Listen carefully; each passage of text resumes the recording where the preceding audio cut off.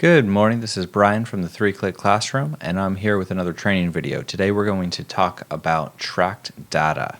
So a lot of you are probably here on the app because of just students arriving and leaving at your classroom, being absent, not returning, and you wanted data on that. That's great.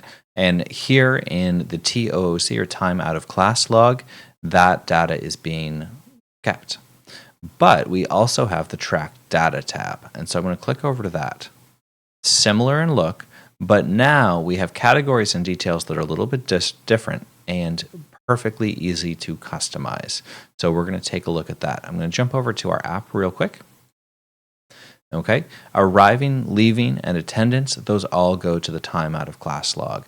But unprepared, high fives, and behavior, and we're going to be changing these a lot today, are tracked data buttons. And this, again, is what you can customize. I'm going to open up teacher controls real quick, and I'm going to get rid of our arriving, leaving, and attendance buttons by clicking no doors. And so now it's gotten rid of some of those other things that have to do with students in or students out of the classroom. And I'm just going to focus in on these buttons that we have. A couple of different ways to set this up. Here we go. I'm going to click on unprepared student. I have students do this. I was having trouble earlier this year with students not having all of their supplies. And once we started to track that information, the problem disappeared. It was really great to see. And just knowing that we were paying attention to that information. So I'm going to go ahead here and I'm going to hit Chromebook not charged. Nori has now recorded that data. I'm going to jump over to the Google Sheet and we're going to see, oh, there we go. Thursday, period 4 during ELA, that Chromebook wasn't charged. So that data is going to be kept for us. Let's head over to the Track This tab right now and we're going to take a look at how to set these up. All right, you have up to 5 customizable buttons right here. This is also happens to be where we put any destinations you want for the leaving button, but we'll leave that aside for the moment.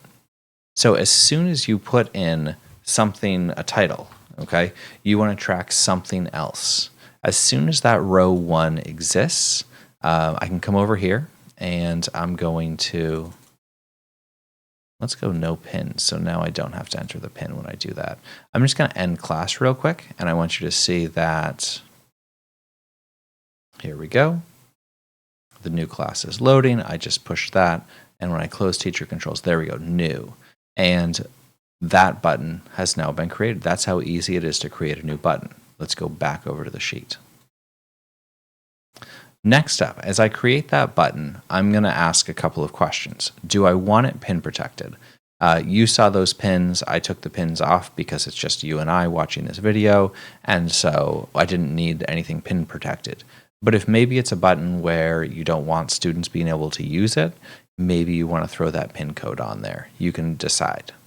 Okay. Then, do we want one student per use or multiple students? Let me show you the difference. Back over to the app. So, as you saw when we clicked on Unprepared and Nori, we clicked on the student and immediately it went to that second menu. Cancel. I'm going to do high fives, which is a button I love to use in class. I'm going to click high fives. And this one is set up to accept multiple students. So now I click on the students that I want to click on, I select them, and I submit. And so now let's just say those students were just really calm. Okay, they did a great job during class. It was a little bit chaos, and I noticed that those 3 just really worked on emotions and behavior. So I'm going to click that. We just recorded high five information for 6 students. Let's go check it out over here on the sheet. So track data once again. There we go. They're all there. And so we have 6 students with calm in a storm off of the high fives category. So that's great. Back over to, now let's head back over to track this. All right, so now you notice that I haven't put anything down here. Oh, and then the other drop down is confirmation pop-ups. Do we want those or no? Just something when you click on it, especially for the negative ones, I think it's really nice to have a confirmation pop-up because I've found students kind of trying to put in a different student's name or not put in data and pretend they were putting data in. Having that pop up for a moment just keeps them honest, because as they're walking away from the tablet or the computer where they're entering their data, if you're having them do that on their own, then it just has their name and the fact that they put in data. If you are the one who's always putting in data and clicking the buttons, you probably don't need the confirmation pop-up. It'll just slow you down. So we'll go no on that.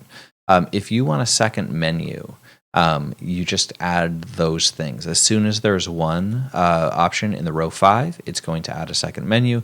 You can have up to 4, 5, 6, 7 different options on that second menu.